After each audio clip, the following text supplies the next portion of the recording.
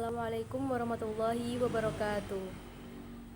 Kepada yang terhormat Ibu Dian Pratiwi SEMM selaku dosen pengampu mata kuliah Manajemen Strategik dan teman-temanku yang berbahagia. Alhamdulillahirabbil alamin wa bihi nasta'in ala umuri dunya waddin wassalatu wassalamu ala asrofil anbiya'i wal mursalin wa ala alihi wa ashabihi ajma'in. Amma ba'du.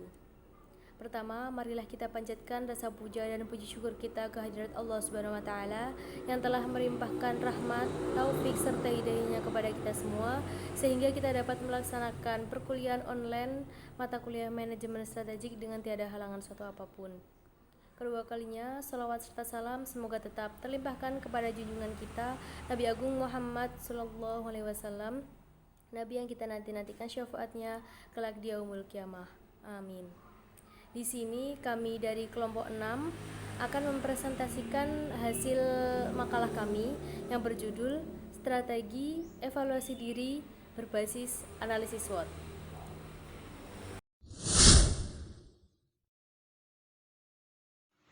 Definisi analisis SWOT. Analisis SWOT adalah suatu metode perencanaan strategik untuk mengevaluasi faktor-faktor yang berpengaruh dalam usaha mencapai tujuan. Yang pertama itu ada strength atau kekuatan. Variabel kekuatan adalah kekuatan atau kelebihan dari dalam diri seorang ataupun organisasi yang bersifat positif. Bila berbicara mengenai individu, maka kekuatan yang terdapat dari diri seorang antara lain materi atau fisik, kompetensi, kepribadian, sifat, kebiasaan, dan sebagainya. Yang kedua ada weakness atau kelemahan. Selain melihat unsur kekuatan dari suatu organisasi, penting juga untuk mengetahui kelemahan yang dimiliki oleh. Untuk mengetahui kelemahan organisasi bisa dengan cara melakukan perbandingan dengan organisasi lainnya. Antar organisasi saling bersaing. Semua kelemahan atau kekurangan yang bersumber dari dalam diri seseorang atau organisasi adalah bersifat negatif. Selanjutnya yang ketiga ada peluang atau opportunities. Unsur peluang biasanya dibuat pada saat awal membangun bisnis. Hal ini karena bisnis dibentuk berdasarkan peluang atau kesempatan untuk menghasilkan keuntungan. Yang keempat ada ancaman atau threat. Analisis terhadap unsur ancaman sangat penting karena menentukan apakah bisnis dapat bertahan atau tidak di masa depan. Beberapa hal yang termasuk unsur ancaman atau tantangan antara lain banyaknya pesaing, kesediaan sumber daya, jangka waktu minat konsumen, dan sebagainya.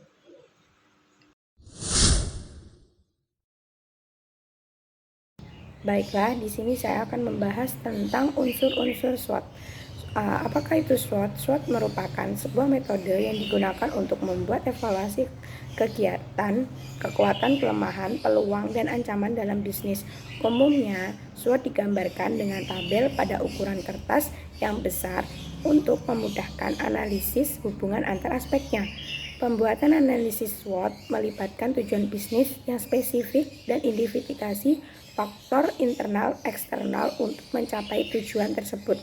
Seperti yang sudah disinggung yang di atas, jadi singkatan SWOT ialah strength yaitu kekuatan, weakness yaitu kelemahan, opportunity yaitu peluang, dan threat yaitu ancaman. Berikut penjelasan dari masing-masing unsur tersebut. Yang pertama adalah kekuatan atau biasa kita sebut dengan strength. Analisis terhadap unsur kekuatan yang dimiliki oleh perusahaan, misalnya saja menganalisis tentang kelebihan apa saja yang dimiliki perusahaan seperti dari strategi, teknologi, kualitas hasil produk, dan lain sebagainya. Yang kedua ialah kelemahan atau weakness. Selain melihat unsur kekuatan perusahaan, sangat penting untuk mengetahui apa kelemahan yang dimiliki pada perusahaan itu. Untuk mengetahui kelemahan perusahaan bisa dengan melakukan perbandingan dengan pesaing seperti apa yang dimiliki dari perusahaan lain dengan perusahaan kita sendiri. Yang ketiga ialah peluang atau biasa kita sebut dengan opportunity.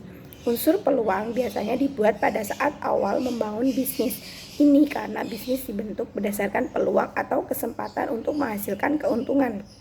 Yang terakhir adalah threats, yaitu ancaman. Analisis terhadap unsur ancaman sangat penting karena menentukan apakah bisa dapat bertahan atau tidak di masa depan. Beberapa hal yang termasuk unsur ancaman, misalnya banyaknya pesaing, ketersediaan sumber daya, jangka waktu minat konsumen, dan lain sebagainya.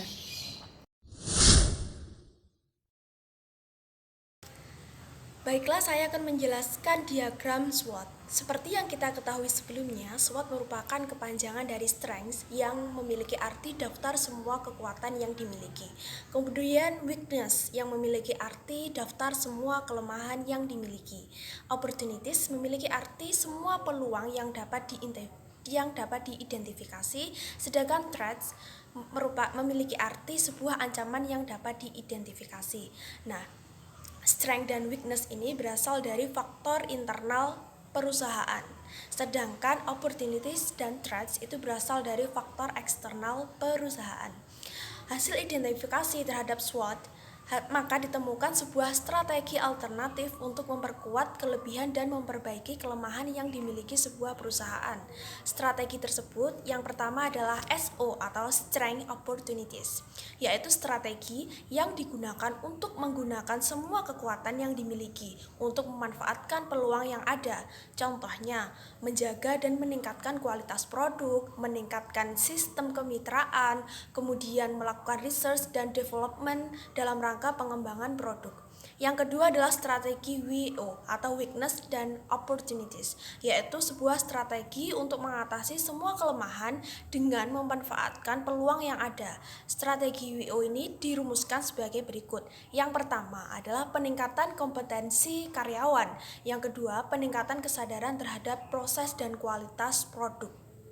Kemudian strategi yang ketiga adalah ST atau Strength dan Threats, yaitu strategi yang menggunakan semua kekuatan untuk menghindari semua ancaman. Strategi ST dapat dirumuskan sebagai berikut, yaitu optimalisasi penggunaan teknologi, peningkatan kerjasama dengan supplier maupun distributor, dan diversifikasi produk.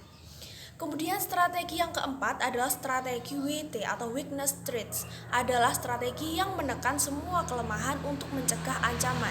Strategi WT dapat dirumuskan sebagai berikut. Yang pertama, peningkatan sistem manajemen kualitas dan terbuka pada perubahan.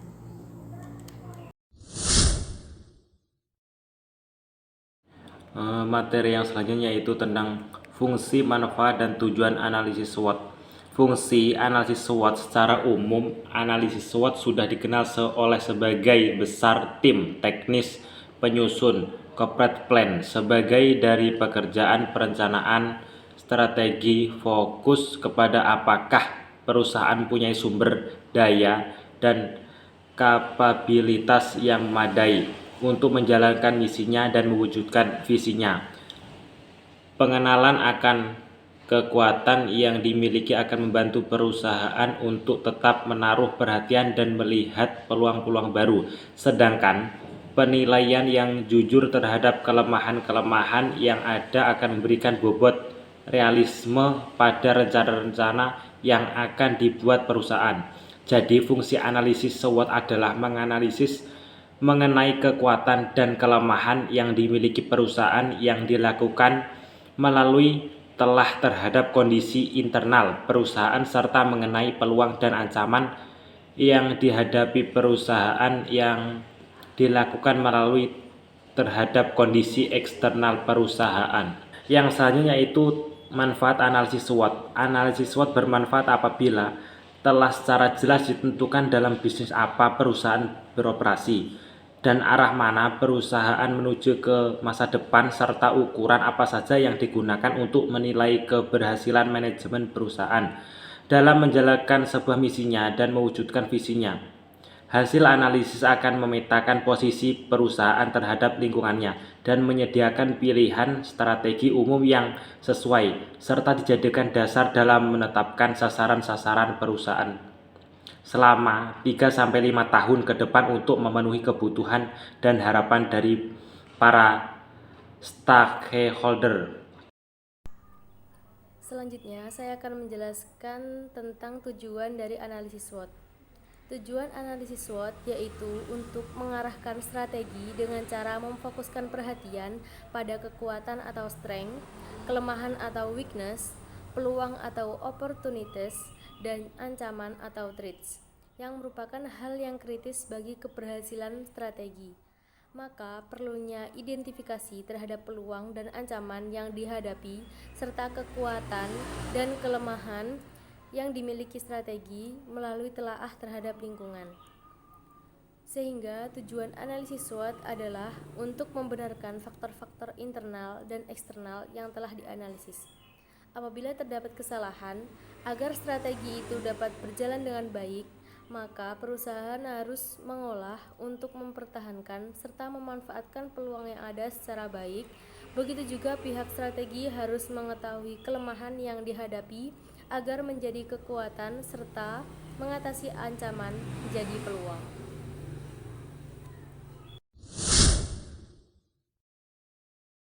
Bismillahirrahmanirrahim. Di sini saya akan menjelaskan contoh penerapan analisis SWOT, yaitu dalam hal optimalisasi lembaga pendidikan Islam melalui manajemen strategi analisis SWOT.